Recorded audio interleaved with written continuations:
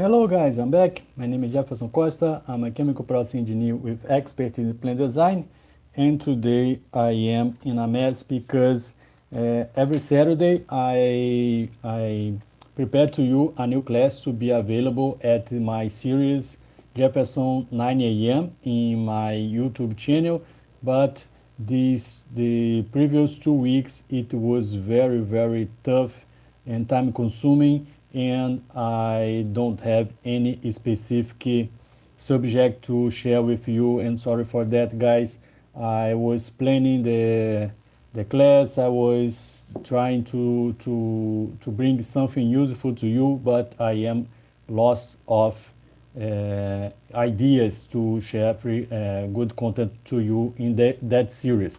But I have a commitment to always share my expertise and experience with you. So because of that, I am here in the Chemical Process Engineer Diary to share a little bit what I have done yesterday, and also to answer some questions. If you have any, please let me know, because I have at least 30 minutes that I save to you to share my experience. Okay, so yesterday I was finishing a process description document for a new process, and in this kind of document depends on the customer objective. It can be as simple as one page, or it can be as complex as 10 pages. And I finished a work related to hydrogen filling station. And what is a hydrogen filling station? And I was not aware about this process, to be sincere, but when I have a new challenge, I got that, and I do my best to reach the results. So the objective of this work was to develop the pipe instrumentation diagram, process data sheets for equipment, and also the process description of this process. And if you are not familiar with the hydrogen filling station, how it looks like, we have the car or the vehicle at the last consumer of the hydrogen, and we have at the beginning of the process a source of hydrogen, and it can be liquids storage tank with hydrogen to be vaporized, or it can be a tube trailer. And in this tube trailer, and I will focus on tube trailer because it was the scope of the project, and I am more familiar with tube trailer system also. So the tube trailer is connected to the station, and we need to have an isolation valve to prevent the feeding of the hydrogen when the truck is connected to the station. And please, I would like you to post a video about heater fire in Aspen high seas. I will consider that, Rasho. I will consider that, okay? And what happens is that to fuel the cars, you have to the cars, there are a classification of a pressure rating. There is some kind of pressure rating to fuel the car. So although the truck arrives at the site with around 200 bars, to fuel the cars with hydrogen, we need to have a much higher pressure. And there are some systems that are able to do that, and one of them is a cascade mode system. And how it looks like: we get the hydrogen from the truck, we compress that with a reciprocating compressor, and we use some banks to storage the hydrogen. And although the final pressure is the same, it is classified as medium, maximum and minimum, low, medium, and high pressure banks. And this way because as the hydrogen car is requiring flow, each bank will open and will deliver the required hydrogen for the system. And it is interesting in this process because before entering the dispenser, that is like we have in the gas station, we have the dispenser to fill with fuel.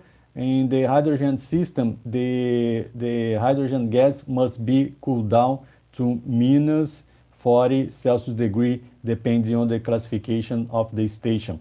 And it is a requirement of the Society of Automation Engineers, SAE.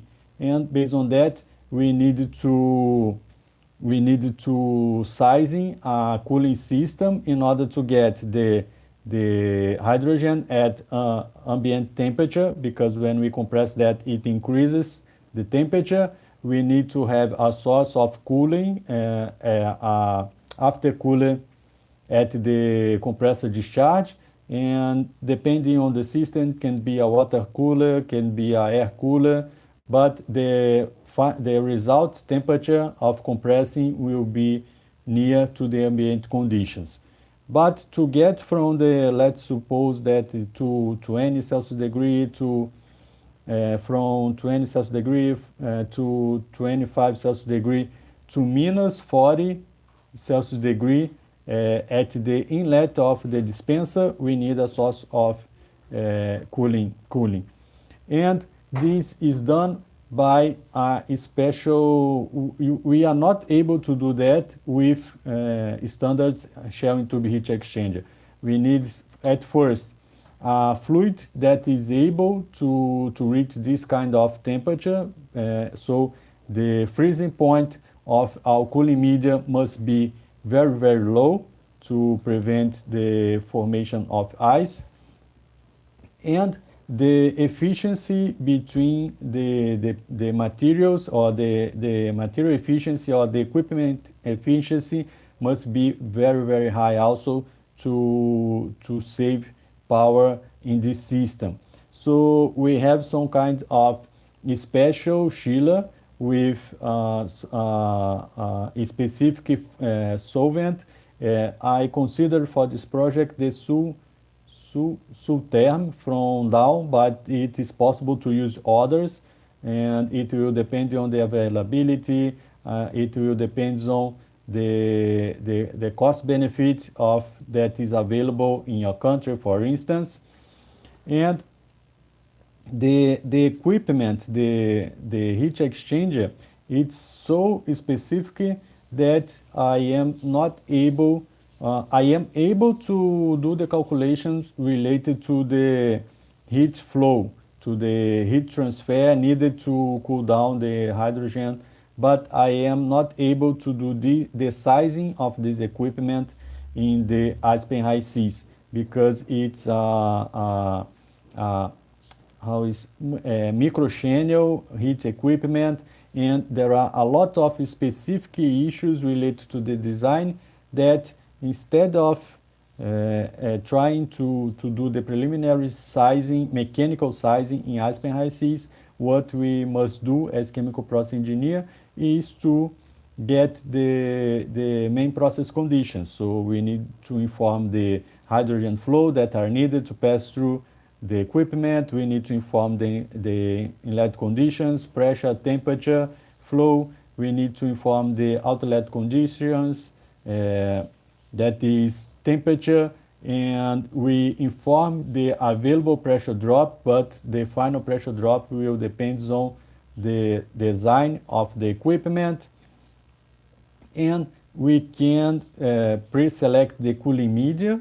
In this case, it was Sulterm, but if the supplier understands that there is a better cost benefits medium, we let that open to be suggested by the supplier, because this way we can save money for the process, right? So more than that, in the dispenser, dispenser is a closed or it's a black box for us because we don't have any kind of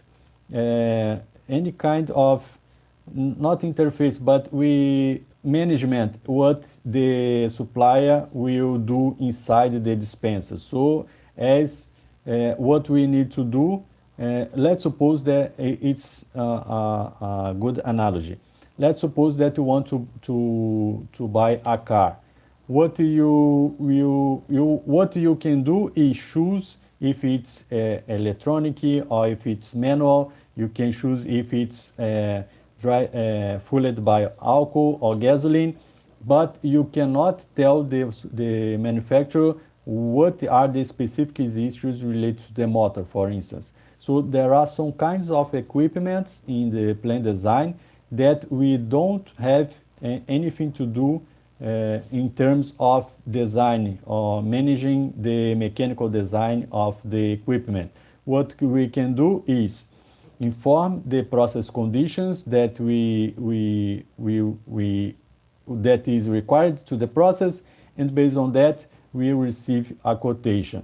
That is very similar when we are talking about pumps, about compressors. We don't get into the design of these equipments. What we do is inform the process conditions.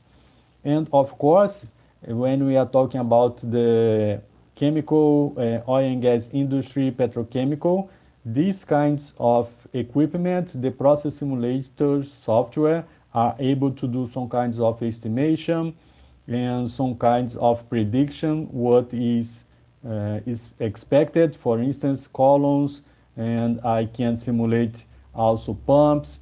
But for the dispenser in itself, it's I don't have anything to do. I cannot say what is inside, how is the control or something like that. I need to adapt my project based on the outputs of the supplier. And another thing that is interesting to mention about it is that for the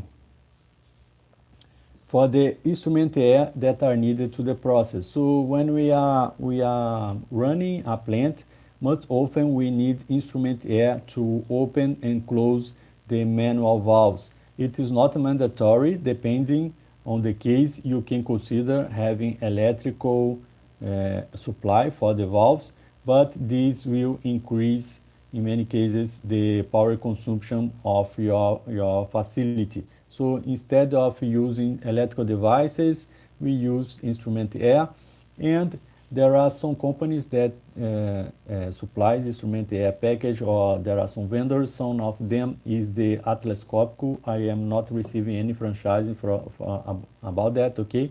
But we go to what is the process of estimating the compressor size in a plant design? First, we have the main process. So in this main process, we add or we identified, I am working at gasoline process, but we can't restore hydrogen due to low purity and chiller not available. How can we know of water content? Let me here. How? I didn't got your question, Rasho, and how is optimal? I think that I understood the second question from Mohammed. So what was I talking about? I will finish the instrument air loop and the air supply loop, and I will talk about the other subjects. Okay, guys. So preliminary estimation for the air consumption in your process. How we do that? First, we have the main process design or setted. What I mean by that? If I need to compress the hydrogen, I have the compressor. I have the instrumentation in my battery limit, inlet battery limit. I have the instrumentation up to the outlet battery limit. So I can, what we do is count the numbers of instruments that requires instrument air, and we use a factor to define the consumption. And I'm talking about preliminary consumption, okay? I am talking about conceptual design and when we need to start from some place. So most often or usually what we consider is 1 normal cubic meter of instrument air per control valve. So this is a first estimation, and if I have 10 control valves in my process, the consumption of air will be 10 cubic meters per hour. So in this way, I can starting sizing my system, and I can starting look for the equipment that is available to fit that requirement. And but a control valve don't work. Don't you depend on the control valve will work all the time, modulating the process. But we have also the isolation valve that in normal operation conditions will be closed or it will be opened. And to open and close, air will be used to pressurize the casing or pressurize the head of the pressurize or depressurize the control, the isolation valve, sorry. And for that kind of valve, we can consider depending the case, and it depends too much about the size of the valve, right, guys? Because if we are talking about 1-inch valve, we will not consume the same amount of air compared to a 20 inches valve. So the Aspen High Seas calculates the brake power, okay? It's not calculate the power consumption. Power consumption depends on the motor, and for 3 phases there is the electrical factor. The equation is different. So the kind of power that we get from the Aspen High Seas is the which name BHP, brake horsepower. It's but to get the electrical power that is consumed, we need to do some conversions and consider, as Rachel said, the phases of the system. If it's 2 phases, 3 phases, and efficiency of motors, equipment, and etc. So they are different things. Although you can use the brake power to do an estimation of the power consumption of your plant, okay? And there is also the losses in cables. So I changed the subject, guys, but today, if you have questions, you help me, okay? Because as I told you, I worked a lot in this job, and it was an extra job. So I worked more than 12 hours per day for 15 days, and what I'm needing right now is relax my mind.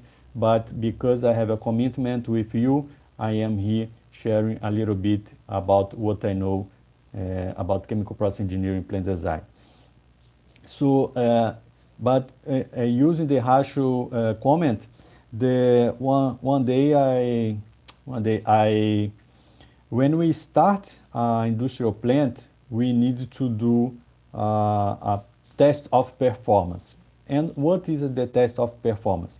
We need to set the process conditions as we have in the heat and material balance, and you need to evaluate if, based on the process conditions defined in the heat and material balance, and the heat and material balance comes from the process simulation, if you will get the purity, the product at the purity, at the quantity, and at the power informed in the engineering report. In air separation units, especially, there is a big concern about power consumption because the raw material is air, it is supposed to be free, and what is the main impact in the cost of the product is the energy used to produce the oxygen, argon, nitrogen, and this is the three main one. Although we can produce special gases with improve the process. So I needed to get the information of the equipments in the brake power of the equipments. I can have that from the process simulation, but the power read by the concessionary is not the same as the brake power, because as I told you, there is the influence of the phase of the system. If it's two phase, three phase, the power equation for calculating the power equation, it changes, and there is a root square. There are something related to that. Moreover, if the meter of the concessionary is far away from the point of consumption, there is the loss in the lines, in the cables, and because of the heating and because of the isolation of the electrical cables. So there are a lot of considerations that you must done to compare what you have added to your engineering report and what has been written by the concessionary. So my tip for you is, if you need to, every time that we do our engineering report, we need to add the power consumption from that is considered for that process, because it means money, and money impact in the operation of the system, in the revenue of the plant. And you need to have a range of results. What I mean by that: for instance, I informed that the power consumption will be 1,000 kilowatts plus more or less 5%, or more or less 2%, or something like that. Okay, nice to know, Rasho, that it clarifies something. Sometimes when we simple things, it's not so simple for other people, right? The first time that I got up to this subject, I got a time to understand the importance, and that is very important, because if you already know this during your plan design, what you can do is you can consider some safety factor in your final number to add in the engineering report. And what you add to the engineering report, you will be demanded by that. Okay, guys, remember this. If you put in your heat material balance, if the plant will produce 1,000 and it not produce 1,000, that's not good. So that's why we need to evaluate. We need to have some kind of safety margin, and of course that all of these are agreed and understood by our boss, if he or engineer leader, because this is the way that engineering is. There is no fixed value, or there is no specific correct answer in engineering. What we have is a range of answers, and we get the most cost benefit for the company. Let me see the chat. I have seen some comments and questions, And guys, I'm doing this live session in my Instagram here in my left, and also in my YouTube here in the right, using my cell phone. So let me see here. And Mia, hello, do you have any tips on how to minimize or reduce the power consumption of the entire chemical process during the design stage? There are some, if we are using the Eisenhower Mia, there are some tools that you can use to do the pinch of the process, but just considering that, what you need to do, what you need to look for is for the equipment with good best efficiency, and you can do that during the selection of the equipments. For instance, if we are talking only about a pump, a pump, it is sized for the normal flow, and we consider the rated flow, and you will choose a pump that if you oversize the pump, you will not have electrical power efficiency. So you need to have a tight range of operations to select the best efficient pump to your process. And if you need a open range or a higher range of operations, for instance, it must go from 20 cubic meters to 10 cubic meters of operation.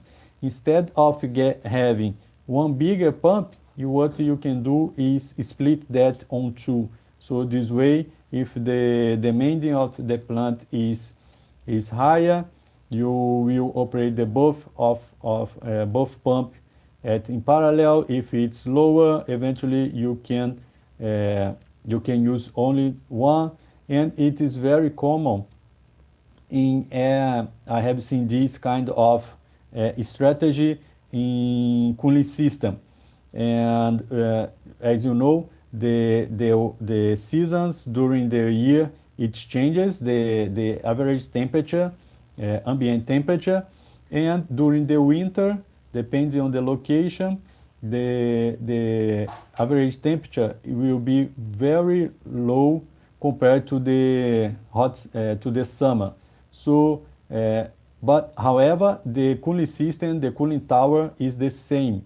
So to not cool down too much, or to avoid unnecessary cost of power, what we do, design the cells in order that it can be two or three cells, and during the winter we stop one cell, so we have one less fan running. And if we have one less electrical equipment running in your facility, it means that you are saving power, and because of the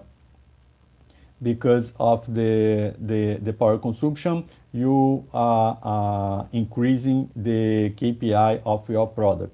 Okay, so there are many ways to have better efficiency in a plant design, depending on your starting point and what you want to reach. Okay, but if there are the Eisenhower can help you, especially if we are talking about the heating system. So let me see another question, and it is from Bruno Rosa.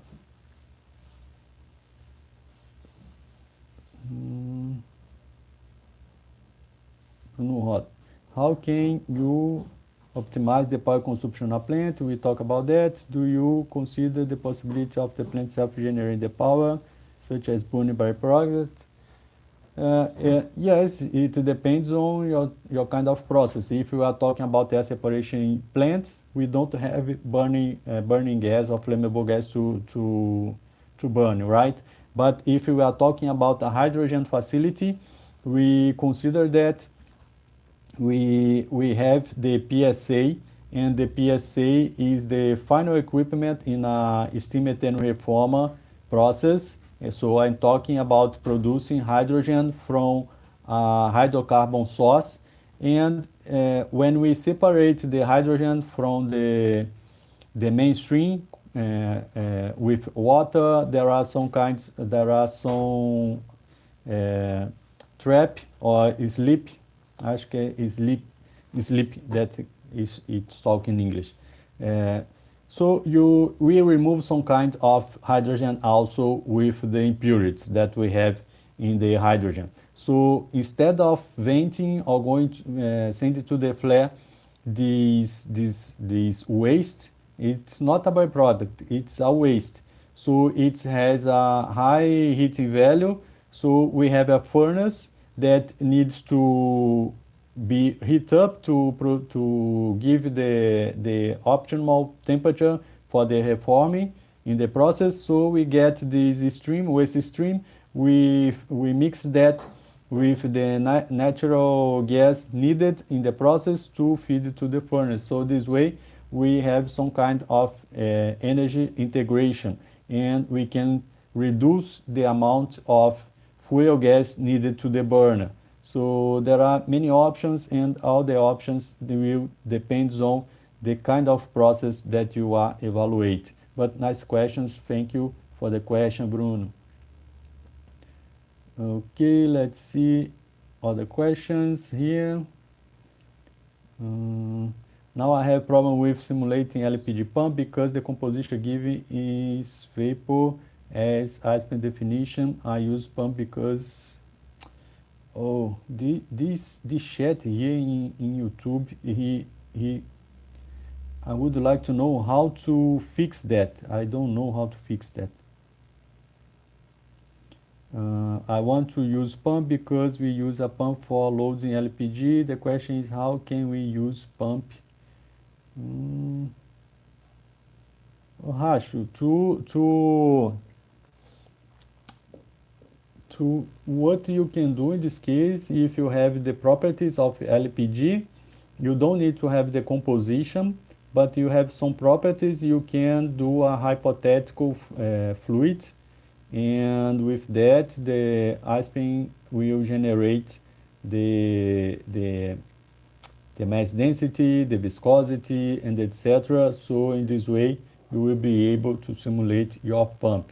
But in any case, pump is a very simple equipment, a very known, and you could also do a preliminary sizing using a spreadsheet if you have the information of density, viscosity, and etc. Okay, so my tip for you is verify what are the properties of the LPG that you have, and based on that build or add a hypothetical stream to your process. You don't need necessarily to have the composition, but if you have the composition, it is better, it is easier to simulate on Aspen high Cs. Another question here, let's see more questions.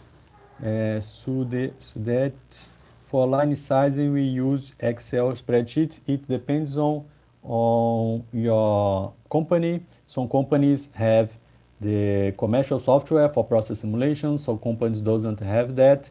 And if you don't have commercial process simulation in your company, option that you have is to download the DWC. It's free for use, and you can do many things on there because it's very, very similar to Aspen high Cs.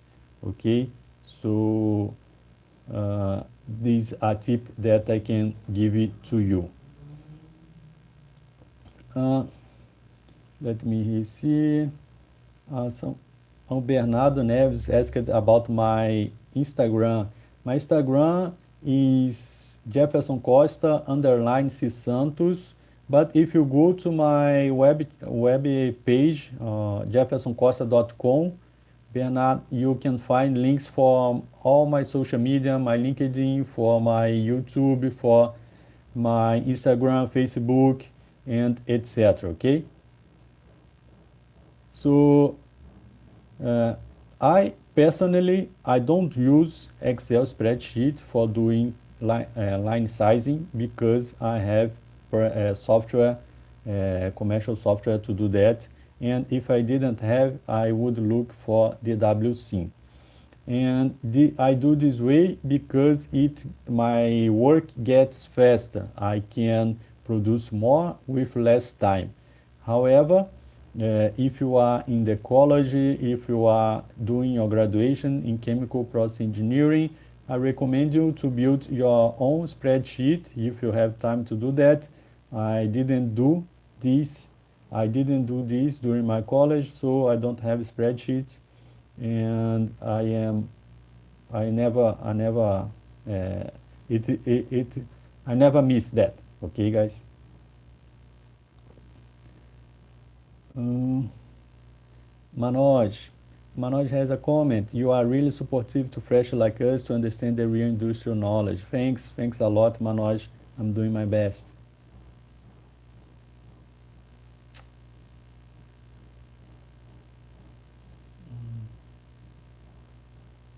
Um, okay, guys, my time is